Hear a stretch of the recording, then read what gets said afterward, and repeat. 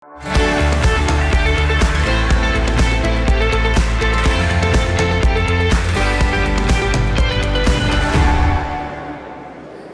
morning once again and welcome to Africa's CEO Forum Web TV. I am Terryanne, CHEBET, and it's been an incredible morning so far.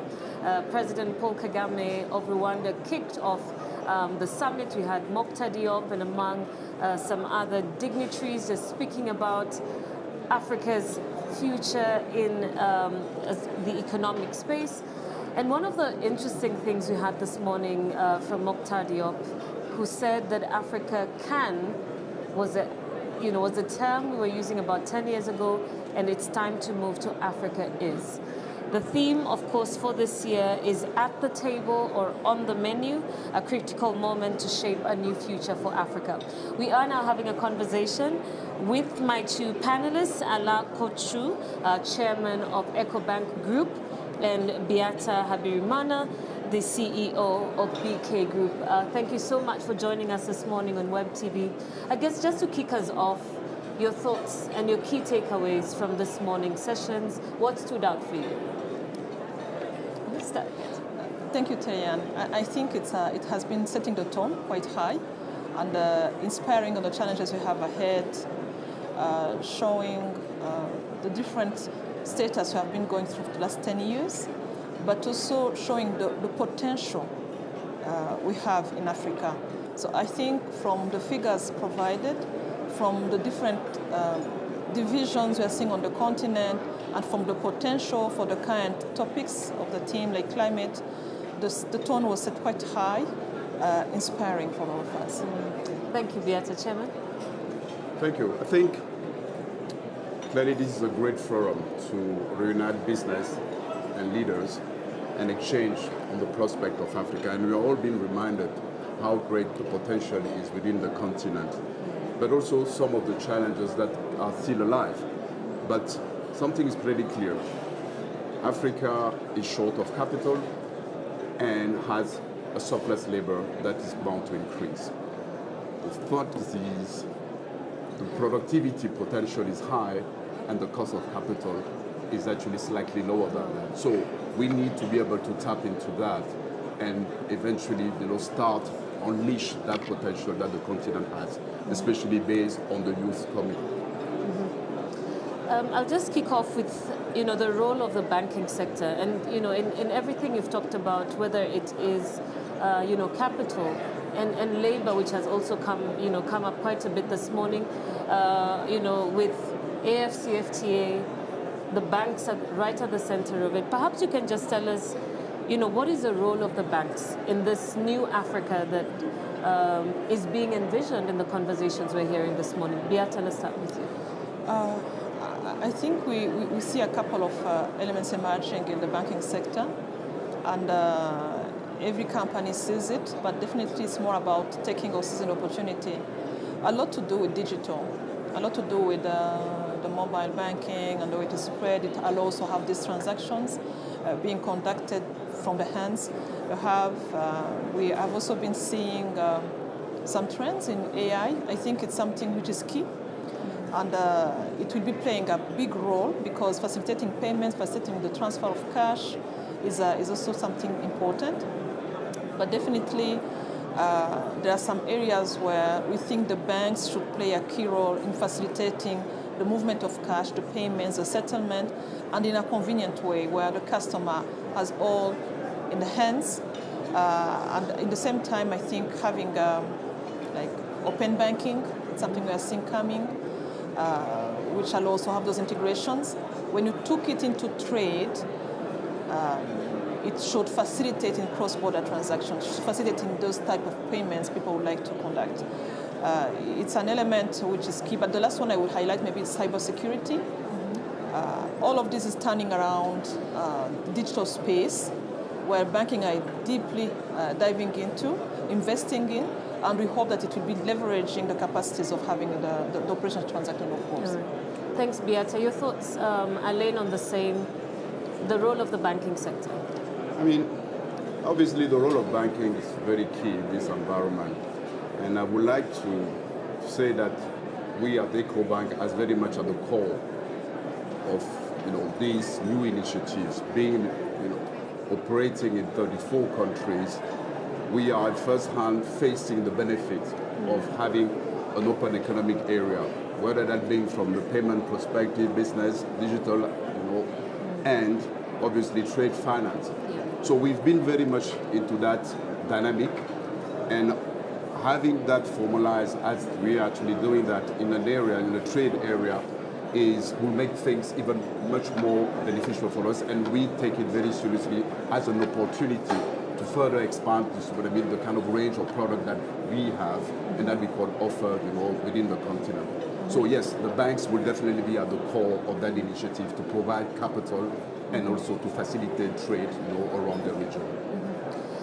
The next question I also would like to ask both of you. Over the last few years, across the continent, we have seen a retreat of international banks. Yeah. And I'm curious, Ecobank is in 34 countries across the African continent. BG Group is also expanding quite steadily. BK Group, perhaps you can just tell us. Okay. Chairman, would you like to? I guess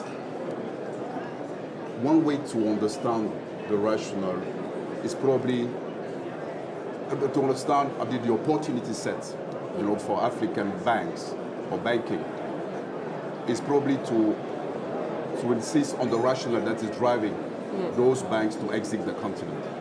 And I can see it essentially in three key points. The very first one is the aftermath of the crisis that we had in 2008, where countries found themselves having to provide capital for the risk that was taken beyond their nation. So what has happened since then is that the cost of capital to operate abroad for any banks has increased substantially, rendering the return on capital relatively low when you take it at the nation level. That was one thing. The second point is most of those banks who come from, let's say, Europe or what have you, and operate in countries like ours, face what we call a currency risk on their capital. In other words, they face a depreciation of the initial capital that they've actually invested in, and they have to deliver much more return to absorb that shock. So what we call the foreign currency translation risk, which is the big element of that. The third one is essentially also the cost of having a proper, let's say, all those kind of infrastructure around money laundering, KYC and the like. So I think within those third point, taking back at the holdco level, the return never really didn't sound enough, compared to what they could actually do in generating revenues at home. And one of the other elements is also from a pricing perspective, European bank trades at a much lower multiple than Africans. So in a sense, if you need capitals back home, selling those assets can actually, you are selling it at a much higher expensive price compared to your home valuation. So if you take an African banking sectors, within those three arguments, they have no issues. They are there for the long term. They're actually operating on a permanent capital. They don't mind investing on the side of government and the private sector for the long term. And the currency risk is actually not theirs because they are basically donated in those local currencies. So in a sense, it's a great opportunity for local banks to size some of those kind of businesses and develop it on a permanent capital basis without necessarily having the same kind of setback or fears that those foreign banks tend to have. So I think those are the key reasons behind this retrenchment of the external banks as we've seen recently. All right, and of course that, we cannot talk about the exit and the opportunities without talking about the AfCFTA. Perhaps we can start with you, Beata. How are the banks playing within that space? Of course, there's the payment systems, there's the currency issues, and we're all being encouraged to trade amongst each other, but it's almost impossible to trade even across borders for some of the countries. And I know there's a lot that's being done in that space with PAPS and some of the others, but from where you sit, Beata, what role does the BK Group play in as far as AfCFTA is concerned? Thank you. I think it's the heart of it is in the payment settlement, where we are deeply depending on foreign currencies, and we have that current challenge there. But definitely, it's more about looking at the integration, people can have regional integration. It's something. It's a key element when I talk about regional integration. Talk about trade agreements, which is also a key element with facilitating. But definitely on the question related to currency, one can wonder if we should go for currency union or if we should go for a common currency. But definitely having the ability of not being shocked by the FX. Those thoughts are around, and I think in terms of commitment, there is a big need of seeing the central banks across the continent looking at the opportunities which are under the AfCFTA. It's what I think we get some lack of comprehension from some central banks in countries, and definitely the PAPS has been progressing, but it's not yet where we would like to see it. So we have a few countries trading, including even Rwanda, and we think it's an area where its own regulations and the leadership to decide so. But on the banking side as well, in the meantime, I think looking on having APIs, having integrations, facilitating those transfers, it's something key. At Bank of Kigali, for instance, we had that integration now allowing clients to trade with China. It's out of the continent. What about now developing on the continent? And we are seeing that kind of appetite in some countries where you can have, at least at the beginning, certainly with some countries, because it's something which was in parallel with all the efforts on the AfCFTA side, on the PAPS in particular, but also in the same time, banks should play that key role, taking the lead as private sector, connecting with different countries where under the AfCFTA they're operating, and at the time having at least those integrations. I think it's important to go in parallel because on the government side, it has been signed 5 years ago. And it was even said this morning, there's still so many gaps not being covered. But definitely, the private sector, the business operators are willing to trade, are willing to find those markets in Africa. So we at BK, we said that it's better to also facilitate at the same time some integrations to allow people to start transferring, having cross-border trades, but still it's a long way to go. The heart of it is in that convention for the central bank accepting that we go for those settlements. And definitely, not necessarily in dollars or European, but definitely in currencies we have here in Africa. And it's interesting you raised the issue of common currency, and I know the East Africa community has been shifting that goalpost because of the difficulties of combining the currencies as one. But part of West Africa has been able to do it. Perhaps you can tell us, from that perspective, how does that impact AfCFTA and a singular sort of space for Africa to operate as one financially? I mean, it goes without saying that in order for the trade to prosper, it needs the fuel of, in terms of money. In a sense, having a single currency that will make it optimal. But then again, for us to reach that point, we definitely have to have like a kind of political leadership buy-in into a macro convergence. And that can be a challenge when you have countries within the Eastern African, Western African that you mentioned, with different level of inflation, different level of stock of debt, and different level of interest rate, but that matters. So, yes, over the long term, it's good to actually increase that amount of trade, but doing that through a sovereign currency will probably defeat one of the very reasons behind the willingness to increase that trade area. So which means that maybe in the intermediary there should be a mechanism by which central banks can endorse each other's currency, but then it's not such an easy proposition as we have seen recently, especially if you look at what has happened in some countries considering the devaluation, the difference of, in terms of inflation. So macro convergence would definitely be very helpful in order to ensure the confidence of any economic actors that I can store anybody else's currency, within a certain time without necessarily having it depleted and so on. So yes, we will have to come to mechanism, a framework, but it is one of the key factors of the success of this trade area, no doubt about it. And let's not make a mistake, the challenge could be quite intensive. Funny enough, at a much lower level within the economy, especially at the border side, there's a lot of trade that's been done. Simply because people, need to actually channel goods from one place to the other. But the quantum is not high enough to be that significant. But for you to start to see material investment across countries, you need that safety net in terms of relative stability of each other's currency, and that will require certain macro convergence among those countries. All right. So would you like to add? Yeah, I was going to add that definitely when you look at the AfCFTA, coming to the signing, all the 54 countries definitely reached there. But when it comes to execution, I would say that it's more important to go desiccating in sectors, desiccating with some specific countries where they see that the compatibility is there. Because even in the EAC, there's a specific settlement put in place for the countries there. But definitely, you see that if there is not that government leadership pushing it and that awareness for the private sector, it doesn't reach the way it has to. The same for the PAPs.